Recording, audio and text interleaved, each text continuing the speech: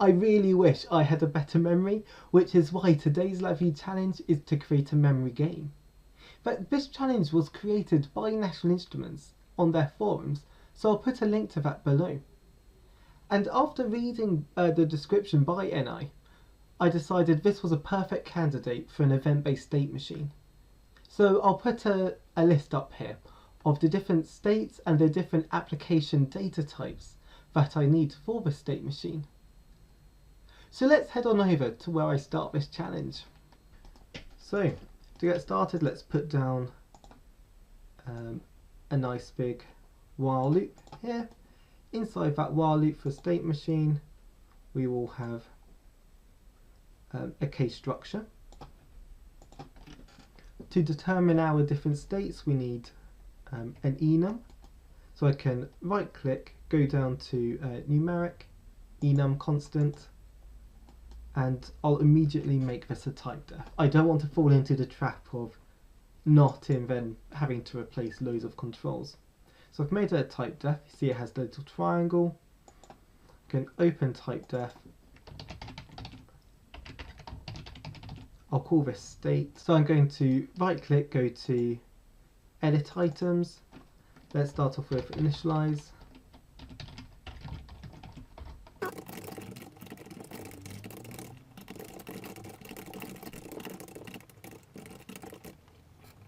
Excellent, so I've typed out all of my states. Can click OK, apply changes, and it'll ask me to save this. So let's create a new folder called typedefs and make this state. Cool. Let's put that about here. Great, and we'll add case for every value. It's great, you can see we have all of our states here, and for good practice I'll make exit the default state. So I can right click and then make this case default. May as well already wire up my condition terminal here. And I've actually noticed I've made a spelling mistake here. So let's quickly update that by opening the type def, then edit items, and instead of add new colored, let's add new color, apply changes, and save. Cool. Next I'll create this application data, which is going to be a cluster. So it's going to be an array called sequence.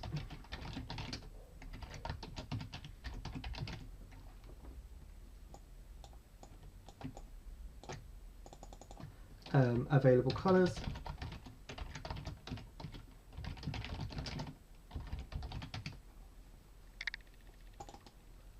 We'll have one for, it's just a scalar for wait time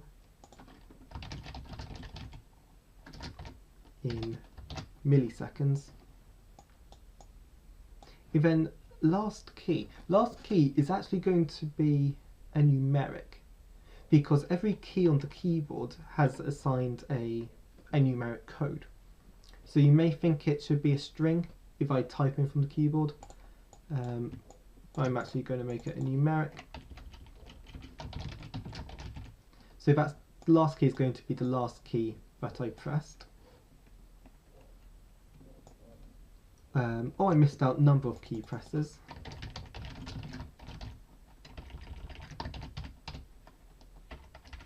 Yeah. And we should have a tally, a high score tally. Wonderful. Let's right click, auto size this vertically. Again, we'll make this a type def because we're going to be using it a lot, and we will open type def, That's nice and neat. Let's call this application data. In situations like this, where I am passing data around a state machine and there's only really one part of the application, the state machine is the entire application, I just call it application data.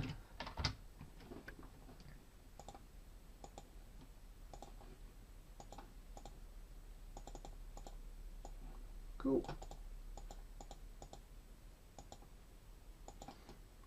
Remember to make these shift registers, or otherwise you won't pass the data from one iteration to the next. And I'll show you a nice cool trick here.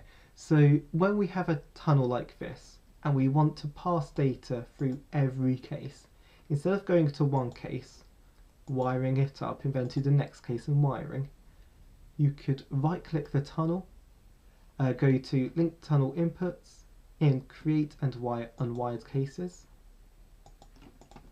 Great, so now all of the cases have been wired for us. And if you look closely, there's a little white triangle to tell us that it's a dynamic terminal now. Okay, so in Initialize, I think it makes sense that we just prime our shift register with some starting values. For example, we want to clear our sequence.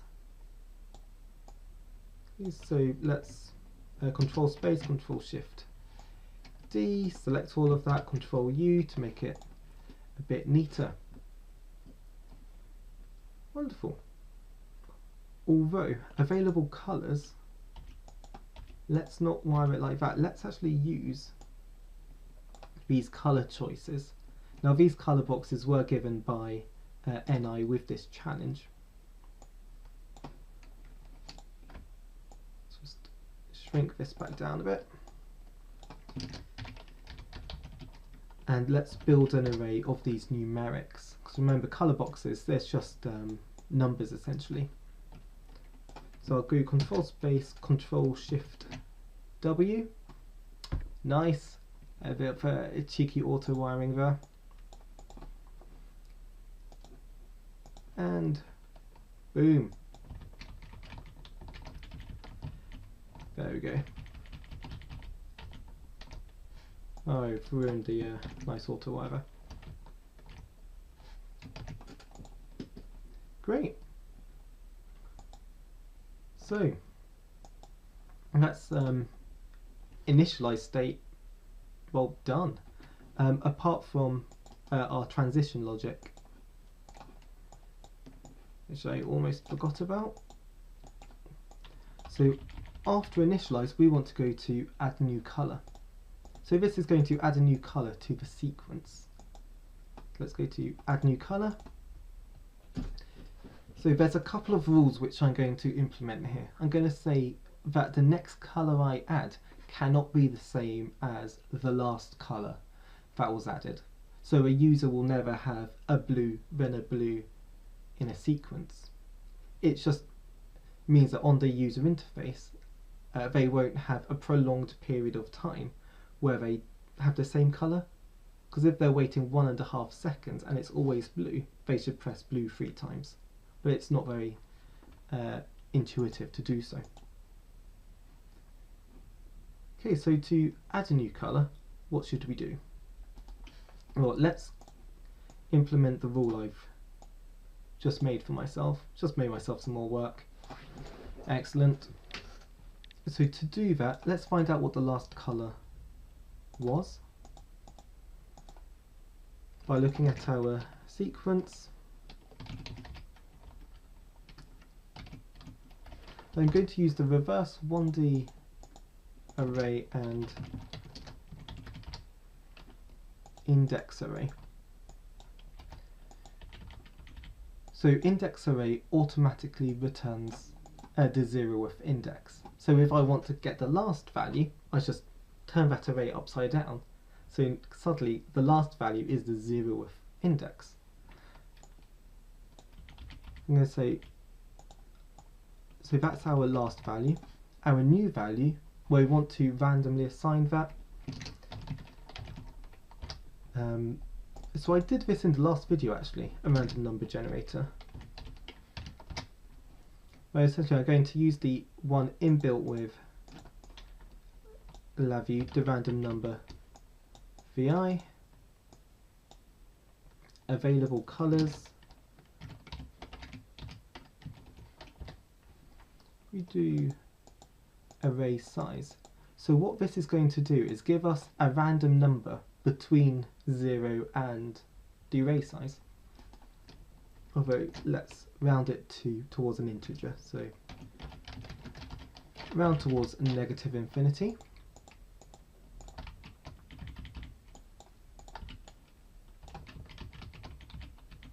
Cool. And let's get rid of those pesky conversion dots by inserting a double conversion.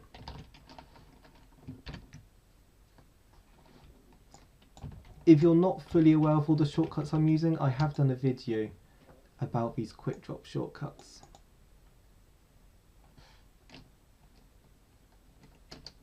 Okay, so now we have an output number.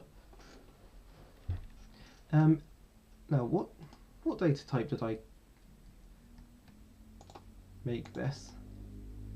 Let's just go on to representation. That's an I32. So let's put down a coercion.to an I32, because I've just realised instead of pasting the actual colour, I can just paste an index of that colour.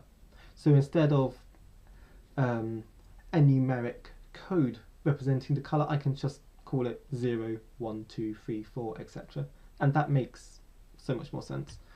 I'm glad I had that idea, otherwise it would have been a bit of a pain. Although this might be a pain later on, who knows. Okay, now in this loop, let's see if they are equal, although rather let's see if they are not equal by replacing it with a not equal, because if they're not equal then we want to stop and pass out the value.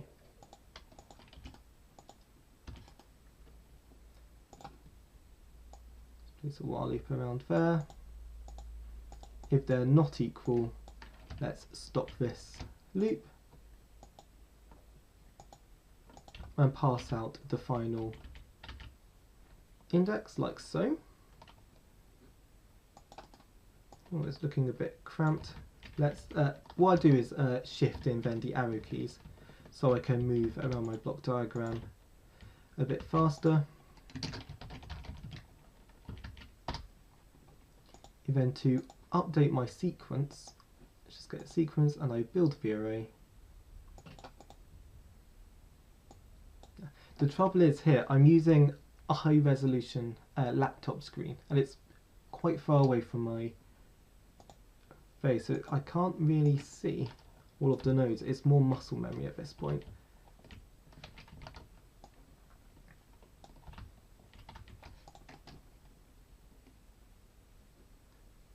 Okay, so now that we've updated sequence, let's post that into our shift register. So now that next case along, we'll have access to it.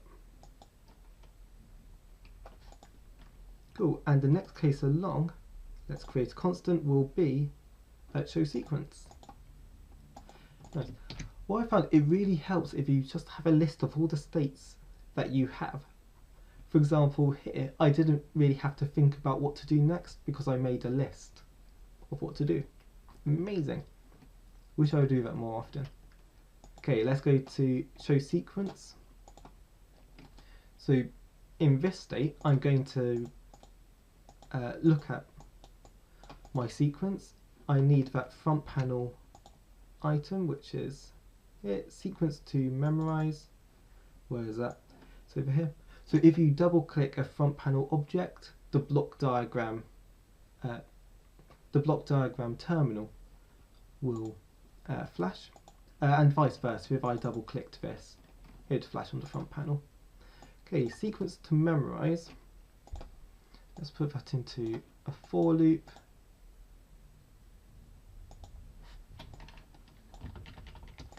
sequence.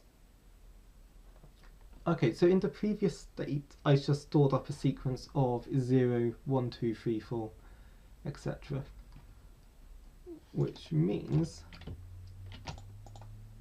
I need to look at my available colours.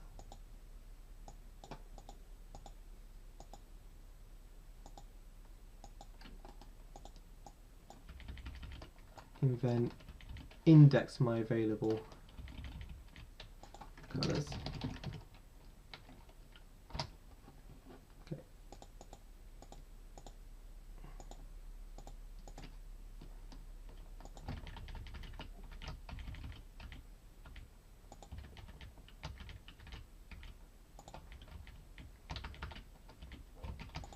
Hey, how come you have a coercion dot?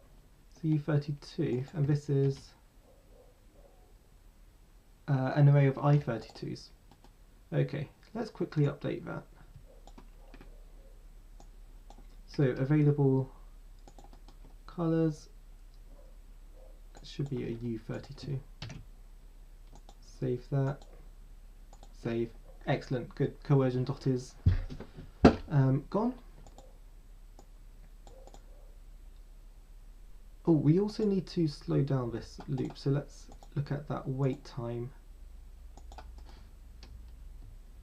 And in the timings palette, I'm just going to be a bit rudimentary and use a wait millisecond timer. Again, I have a coercion dot. What's going on? So what value should that should be a U32.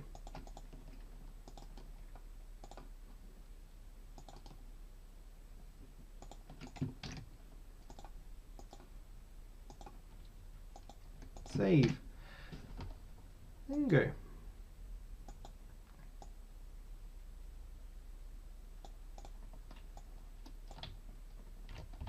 Okay, so far so good. It's been quite straightforward. I mean, I might have just done everything completely wrong, but I don't think so. The next date, show sequence, wait for event. Okay, this is where things should get a bit more exciting, because here I'm going to put down an event structure. Seems good enough. The first event I'm actually going to input is a close event. Go to this VI and panel close with the question mark. Now the question mark events mean a filter event, so I can make LabVIEW ignore what's happened. The reason why I want a filter event here is because if I click panel close, and panel close is this the red X in the corner, instead of closing down LabVIEW, I want to acknowledge that I clicked it and then tell LabVIEW not to do anything about it, apart from what I implement in the event structure. Okay, let's wire those across. So if panel close happens, I want to discard it. I also want to go to the exit case.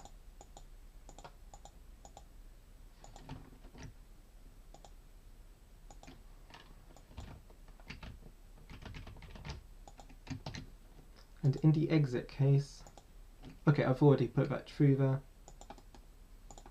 Let's use default if unwired.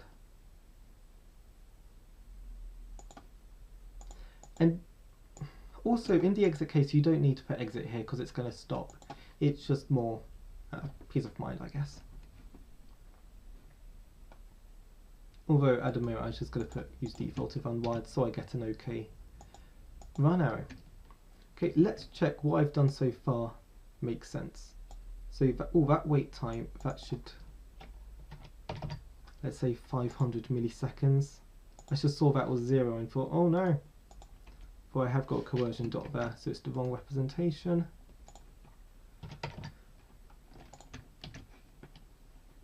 So what I can do is, if I open up the type def, I can make 500 the default.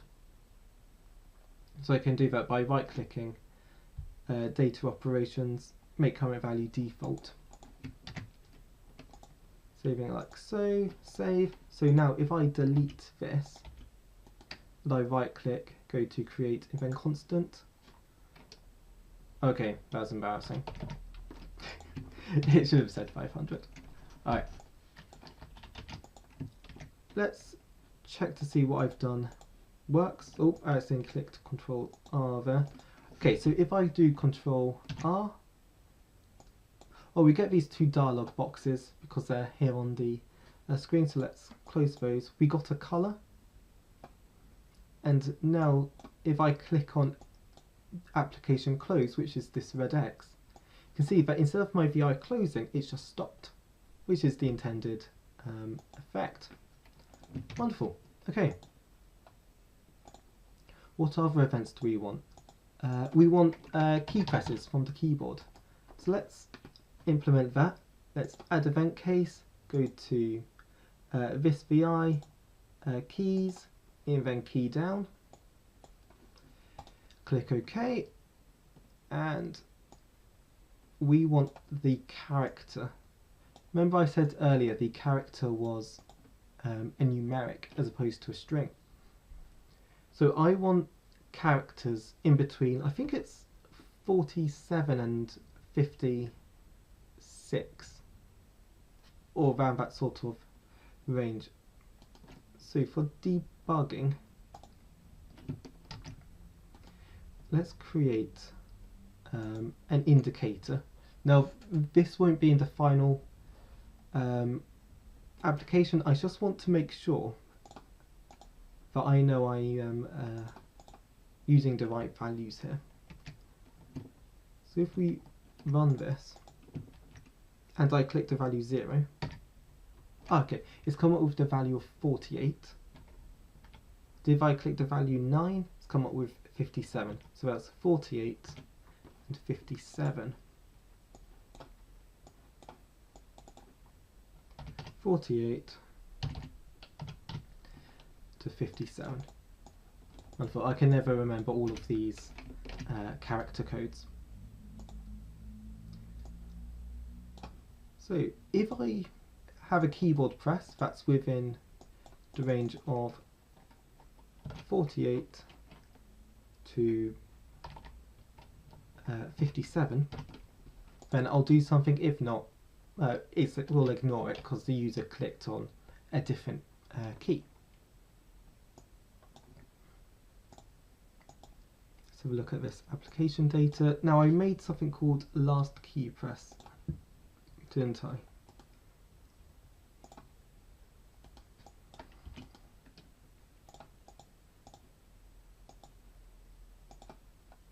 Last key. Ooh. Ah, crazy LabVIEW. Right click, clean up wire.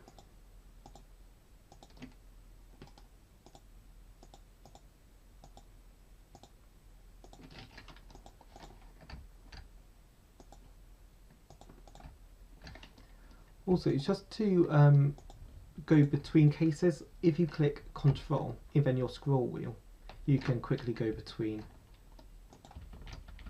different cases, and it works for all types of structures. So case structure here, event structure.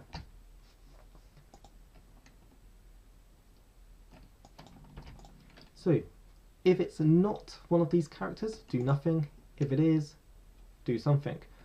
What we're going to do, so the last key is going to be 0, so instead of passing out the value of 48, let's create a constant, say character minus 48. So now if I click the number 9, instead of the value 57 going through, the value of 9 will go through. And let's just make this nice and neat as we progress. Again, I have a coercion dot. That should be an I32.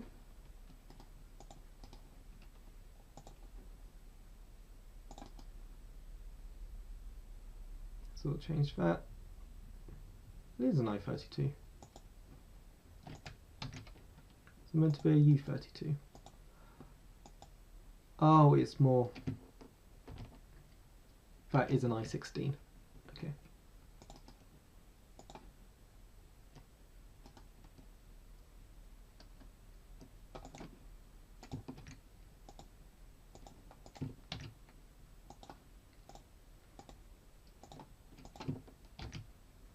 Hooray.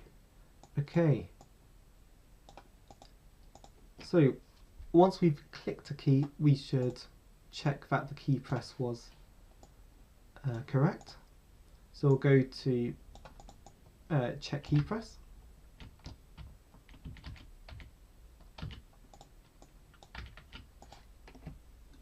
And in the default case, let's just say go back to wait for event.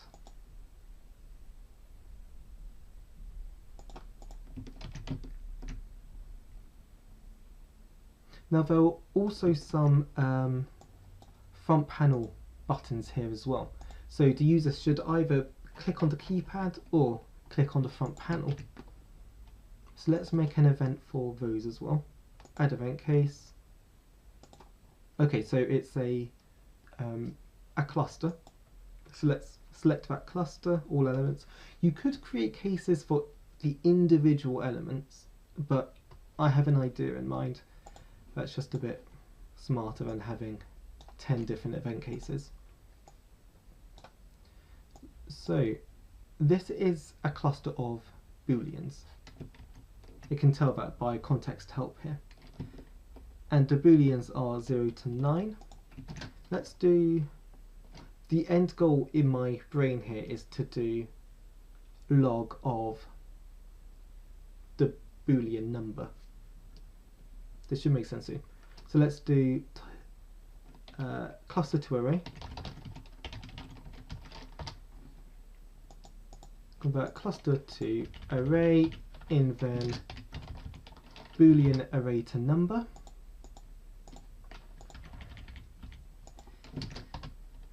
And then I want to do log to base 2 at all. There are actually 10 types of people in the world, those who understand binary and those who don't. Great one, Tom. I'm getting distracted.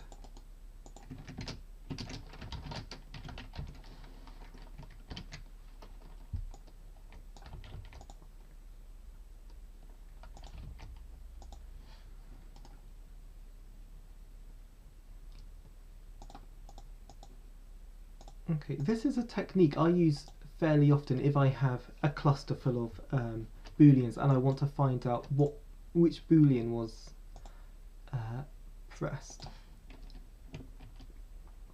So that is an I16.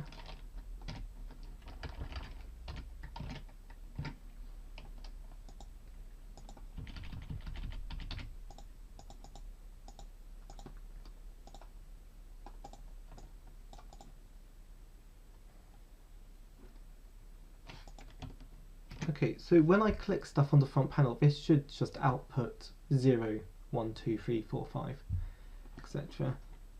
Again, let's always check our work by putting that back to wait for event.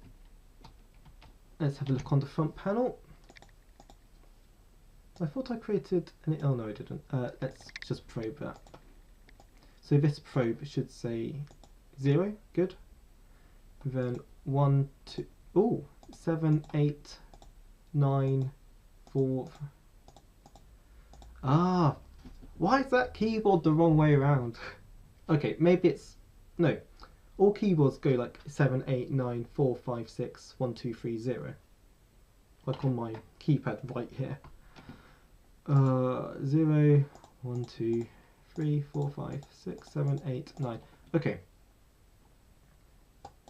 That's fine, I can overcome this. I mean, it shows that my math skills are on point. But this isn't. I know what I'm going to do. I'm going to reorder controls in cluster. Nice. So let's select 0, 1, 2, 3, 4, 5, 6, 7, 8, 9.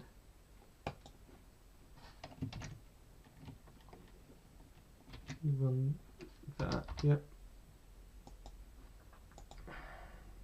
0, 1, 2, 3, 4, 5, 6, 7, 8, 9. Boom. Wonderful. Okay. Good, I got this. Okay, now that we've got that key press, instead of wait for event, we should check that key press. Panel close, key down, key press, check key press. Okay, so in this case I need to see where we are in the sequence, because we won't always be checking from the 0th index. Let's say we have a sequence of 10 numbers or 10 colours. We could be right in the middle of that. So that's where I think what I had in time for a number of key presses.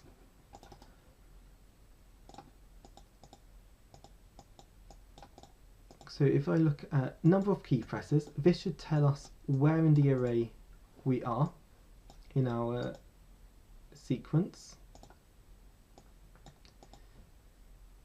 and the last key.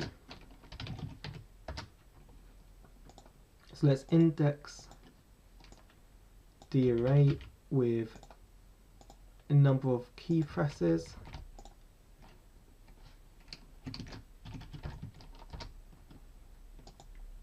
And is this number not equal to 0? Should be just equal.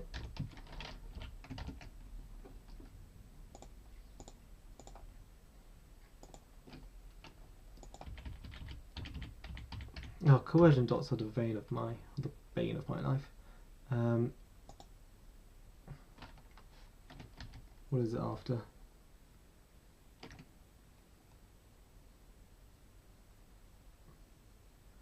I16 and I32.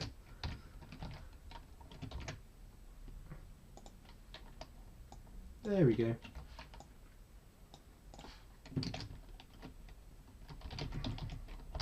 Ooh. If number of key presses should now be incremented by 1.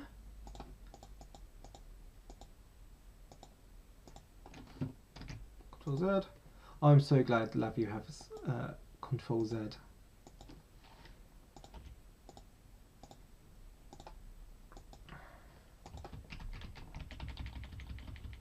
In here. So if this equals that, so here I'm going to make a decision about what the next state is going to be. If the key press is equal to what we expect, then that is a success. If it isn't equal, then it is a failure. Oh, that's a bit sad.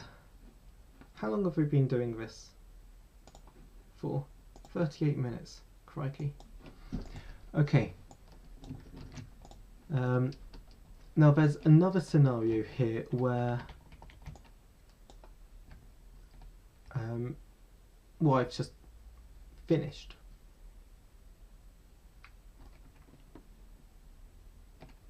Oh no, does this game actually finish? No, it just keeps adding, doesn't it? Oh no, instead of it being a success every time, it should ask us to wait for event, because we might be midway through our sequence.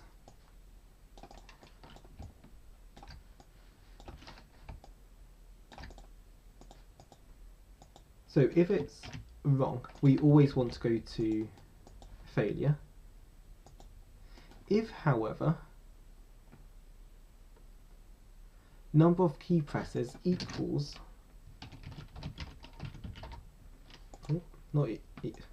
that's an actor framework thing.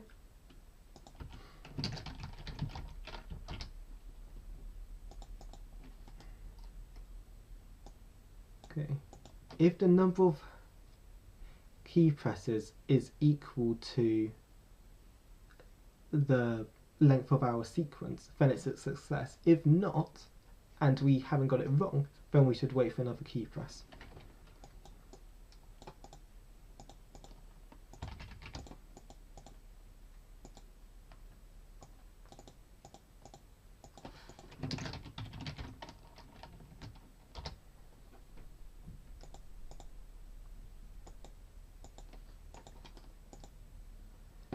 Okay, so we look at the array size here.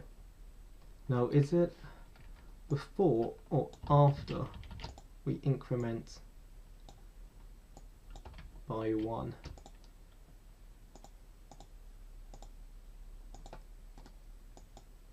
Surely it will be before if it's 0 based. Okay, let's click save. Sure, if I'm wrong, it will all come out when I try and test it. After key points, I'm either checking for events, but I've already done that. If it's a success,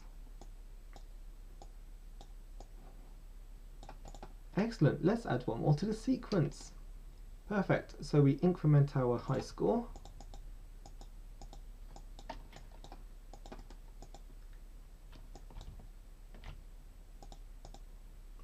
Or tally.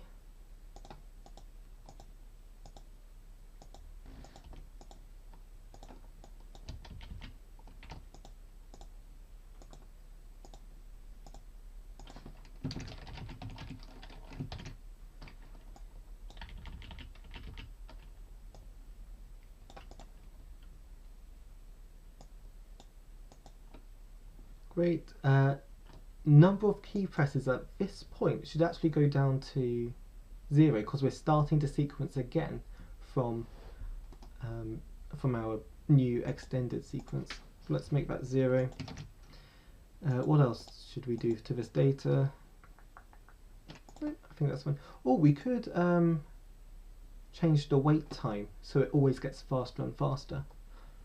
No, let's not do it just yet. Create constant, and there we just want to add new color. Excellent. If it is a failure, wah, wah. Bad luck. You memorized the sequence XX long, the correct color was X. Okay, they want me to format a string here.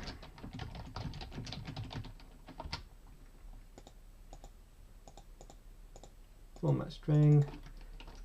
That's going to be a number, so %d. The correct color was, that's going to be a string, %s.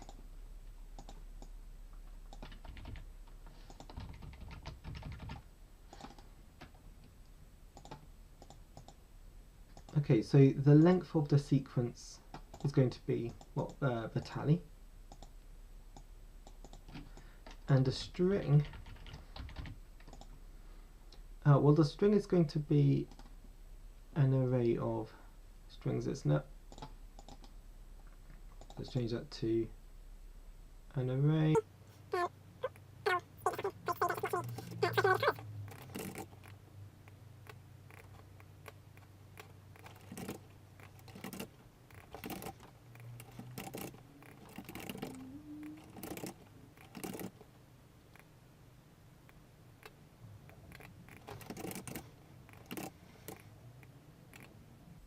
Okay, so now I've written out that list, we should look at the number of key presses and our number of key presses here and our sequence here. So I'm going to look at essentially where in the sequence we were.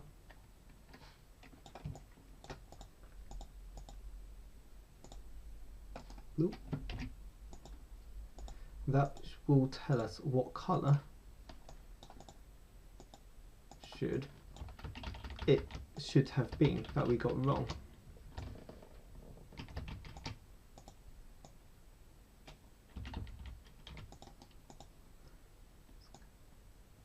clean some of this up.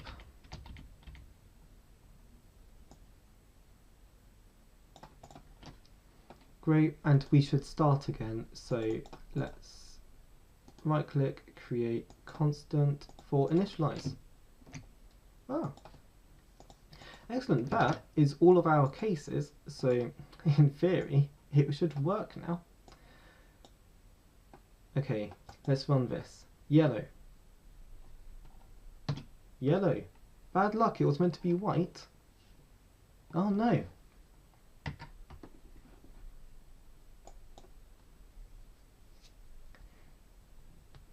Is it going to say that it should always have been white? Interesting. Okay, I've made a bug. What if I do white? Nope. Okay, it says I am a failure. Aw, that's not very nice. Okay, let's do some Thomas troubleshooting here. So initialize, that's all good. We add a new color.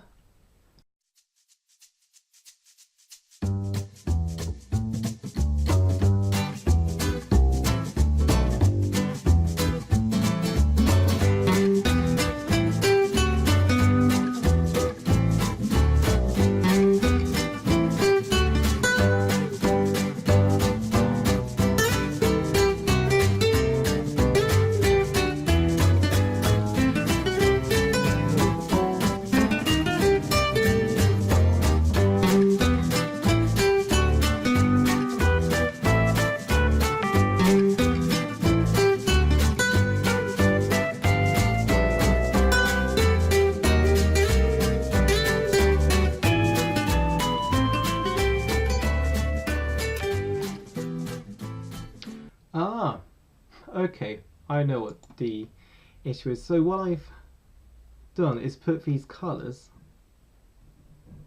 in the order they are here with the old keypad. Okay, now that I know that, let's reorder those and see if we get closer to something that actually works. We have 1, 0, 1, 2, 3, 4, 5, 6, 7, 8, 9.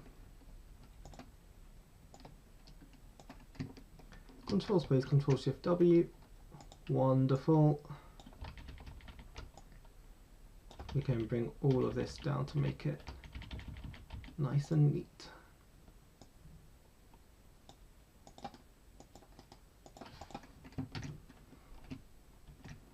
Okay, in troubleshooting I did change stuff, so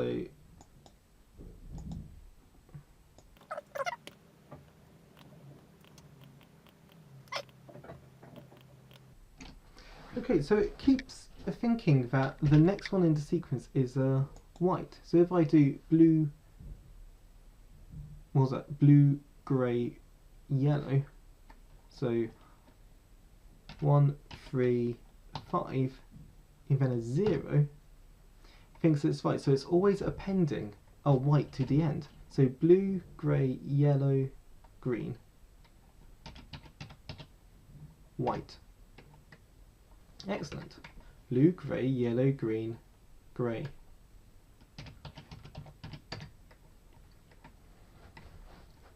Excellent. Blue, grey, yellow, green, grey, red.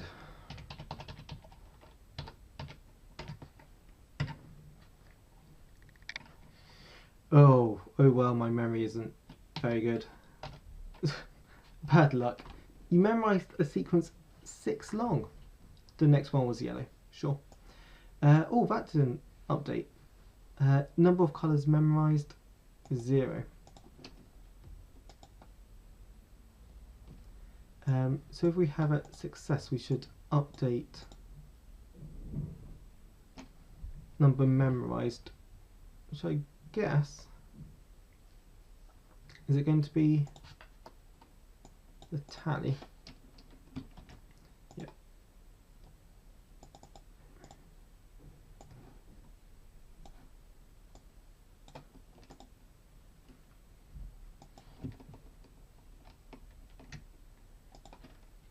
Let's change the representation of this to an I32.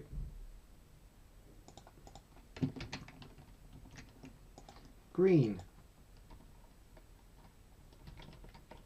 Excellent. Green violet. Okay, it's got one green violet yellow. Ah, I missed out the white. Okay, so there's a few things that were wrong there. The tally was incorrect. I was one below, so I should. There we go.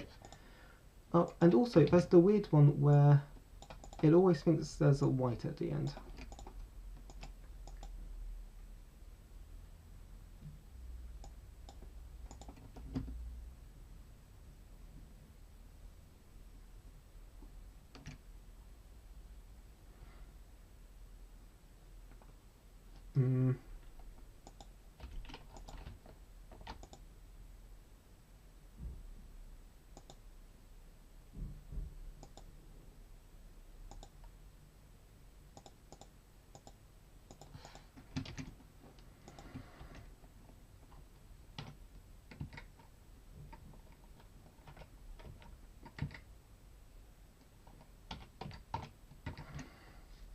Orange, white, yellow.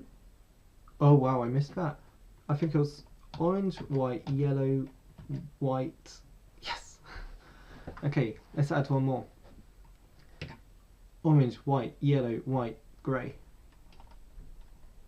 Orange, white, yellow, white, grey. Woohoo! Nice. Orange, white, yellow, white, grey, blue. Orange, white, yellow, white, grey, blue. Orange, white, yellow, white, grey, blue, pink. So this should actually work on here. So orange, white, yellow, white, orange, grey. Ah, no, it was blue. Oh well, I memorised the sequence 6 long. Good. Nice, and to stop that we can just click close here. So apart from me frantically trying to troubleshoot my own code, which, because it was nicely laid out in the individual states, wasn't so difficult. But yeah, I'll put a link to this code in the description or somewhere on the internet, and yeah, you can check it out for yourself. So overall, I'm quite pleased with how this ended up. The end result was successful. A bit annoying that it didn't just work straight away, but code rarely works straight away, and that takes all the fun out of it. Wonderful. I'm going to try and beat my high score. Catch you later.